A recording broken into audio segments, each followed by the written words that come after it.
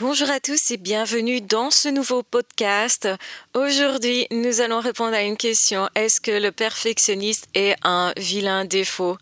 Vous l'aurez compris, le perfectionniste va souvent de pair avec le haut potentiel qui va chercher à s'améliorer constamment, va aussi chercher à améliorer ce qu'il connaît, donc à perfectionner ses connaissances, particulièrement quand il est passionné dans un domaine ou dans plusieurs domaines, ce qui va faire qu'il va devenir très très vite expert et qu'il peut du coup énerver très vite les spécialistes parce que justement, nous, on va très vite, très loin et on y va direct. Alors effectivement que quand on est perfectionniste, ça peut être à son avantage parce que on va faire justement un travail de qualité. Du coup, on peut plus facilement être d'une part, utilisé parce que certaines personnes vont essayer de nous exploiter. Bien entendu, ça ne sert à rien d'exploiter le travail de quelqu'un qui est un travail qui est mauvais, en fait. Donc, on essaye généralement d'exploiter des personnes qui sont justement bonnes dans leur domaine. On va possiblement aussi être copié, volé, parce que justement, à nouveau, on ne copie, on ne vole pas une personne si elle n'est pas bonne dans son domaine.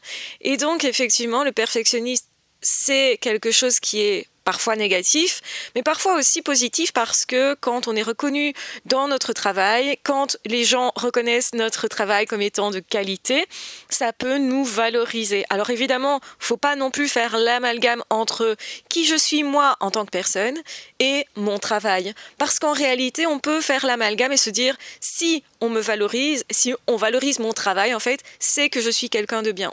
On peut normalement pas faire cet amalgame parce que à certains moments, on pourrait aussi travailler très mal parce qu'on est fatigué, parce qu'on n'en peut plus, parce qu'on fait un burn-out ou parce qu'on est trop sollicité dans certaines émotions qui nous empêchent de fonctionner correctement, on va dire. Donc, c'est-à-dire comme on devrait selon nous. Et selon nous, c'est justement fonctionner de façon à être parfait. Et ça, on ne peut pas. Non, on ne peut pas s'imposer la perfection. Dans le sens où cette perfection n'existe pas et que quand on essaye de soit être parfait, être parfaitement gentil, être parfaitement comme notre famille voudrait, être parfaitement ce que notre copain voudrait, notre compagnon, compagne, notre mari-femme, notre ami voudrait, etc., eh bien, effectivement, on ne peut pas être parfait et on ne peut pas être que ce que les autres souhaitent non plus. Donc, le risque, c'est de s'y perdre, de perdre son identité, à vouloir trop être parfait. Ça ne veut pas dire qu'on est nul, ça veut dire qu'on est compétent souvent, mais qu'il faut parfois apprendre à ne pas se pousser au-delà de nos limites, à ne pas exiger de nous de façon à ne jamais être content de nous. Et c'est ça le danger du perfectionnisme. On peut aussi être perfectionniste par rapport aux autres, en plus. Donc, c'est-à-dire, on peut être très dur avec soi et on sait combien ça peut envenimer la vie, justement, parce qu'alors, on va se juger très durement ou on ne va jamais se gratifier. Et ça aussi, c'est un biais qui vient du perfectionnisme. Et ensuite, on peut aussi être tellement exigeant avec les autres qu'ils finissent par nous détester. Et aussi, on peut très mal s'exprimer parce qu'on ne comprendra pas pourquoi l'autre n'arrive pas à avoir une qualité de travail, justement.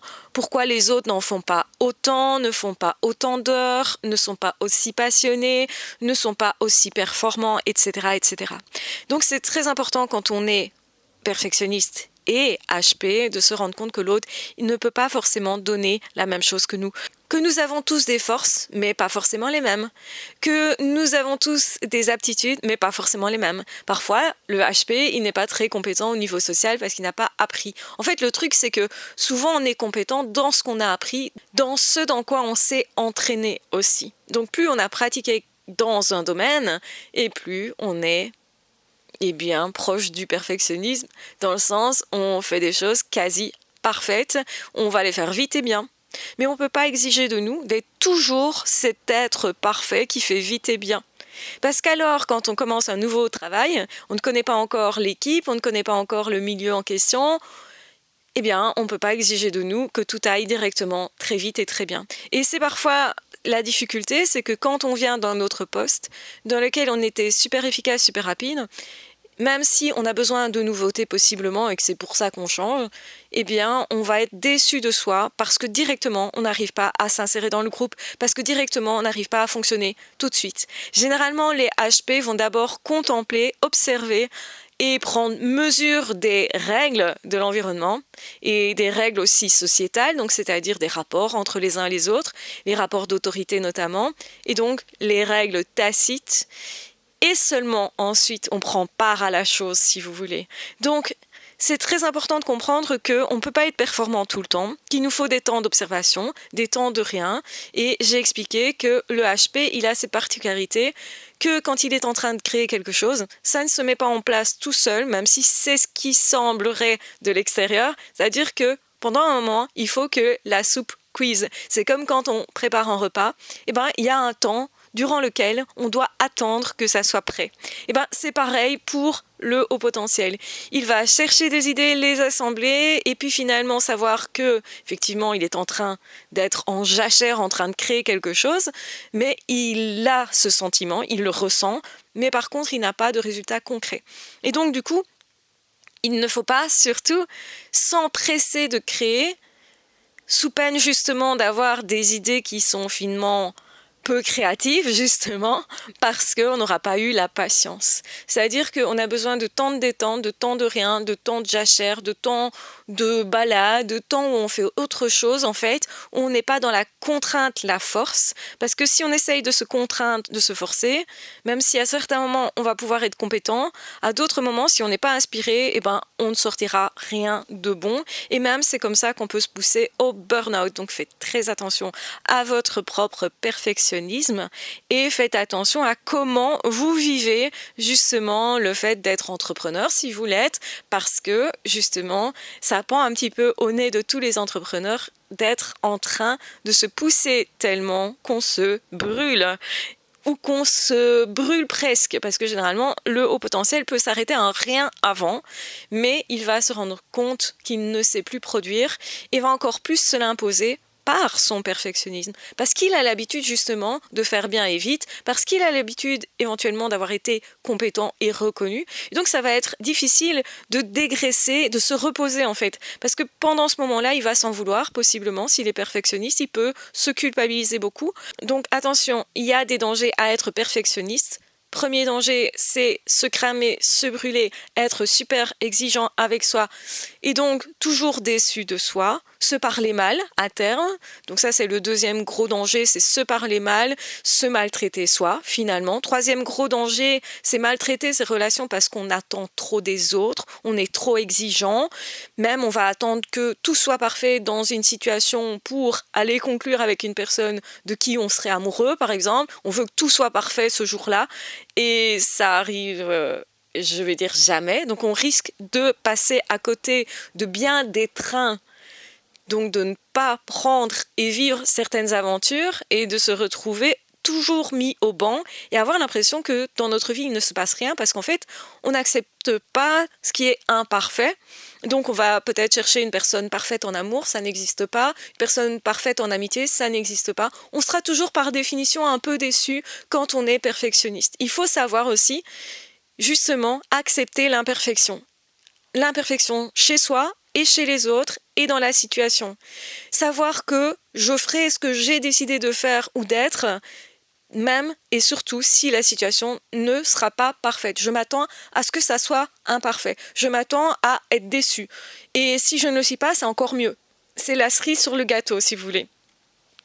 Donc, autre piège du perfectionnisme, c'est évidemment de se faire manipuler quelque part, utiliser par d'autres personnes qui ne voient que leur profit. Et de ne pas comprendre en plus que si on est utilisé, c'est parce qu'on est compétent. Donc autrement dit, il faut récupérer cette compétence pour l'utiliser pour nous. Tant qu'on ne sait pas qu'on est compétent, tant qu'on ne voit pas sa compétence, on ne peut pas vraiment la mettre à profit dans notre vie. Donc c'est très important de reconnaître là où nous sommes compétents et aussi de reconnaître qu'à certains moments on est incompétent et que c'est ok. Et qu'on commence tous par être incompétent quand on commence quelque chose de nouveau. On a tous commencé par être nuls quelque part Et c'est tout à fait normal. Donc un nouveau travail, même si peut-être vous allez vous rendre compte qu'il y a des parties de ce travail-là que vous connaissez déjà, pour lesquelles vous avez déjà de l'aptitude, malgré tout, vous pourriez vous sentir, vous, nul, et encore plus parce que justement, vous visez trop haut. Donc beaucoup trop haut, en fait, alors que moins haut, ça va satisfaire quand même votre employeur et d'autres travailleurs qui sont avec vous, etc. Donc parfois, il faut apprendre à se dire, ok, moi je vise très haut, donc autrement dit, l'autre va se demander moins de choses qu'à moi, que ce que je me demande moi, c'est ça que je veux dire. Et donc du coup, je peux aussi, à certains moments, quand je suis fatiguée, me dire « Ok, ce sera quand même suffisant, mon travail sera quand même assez bon. » Parce que je ne peux pas être à 100% tout le temps, ça c'est un leurre, et qu'il faut que j'apprenne à être aussi quelqu'un de tolérant avec moi-même et aussi avec les autres pour ne pas imposer et demander à l'autre une course folle dont il n'est pas capable ou quelque chose qui justement n'est pas atteignable pour l'autre. Et le risque, c'est de me demander à moi des choses qui ne sont pas atteignables à moi-même. Voilà, j'espère que cet audio vous aura intéressé. Certainement, si vous êtes intéressé par le perfectionnisme, très certainement, vous êtes vous aussi au potentiel ou multipotentiel, ça peut être ça aussi. Donc, généralement, ça ne concerne pas n'importe quelle personne. Quand on cherche constamment à s'améliorer, etc., c'est qu'on a ce fonctionnement. C'est un fonctionnement aussi. Et bien se comprendre permet de mieux utiliser ses compétences et donc de mettre à profit pour sa vie et justement pour évoluer encore plus même, de mettre à profit ses compétences, son fonctionnement parce qu'on le comprend.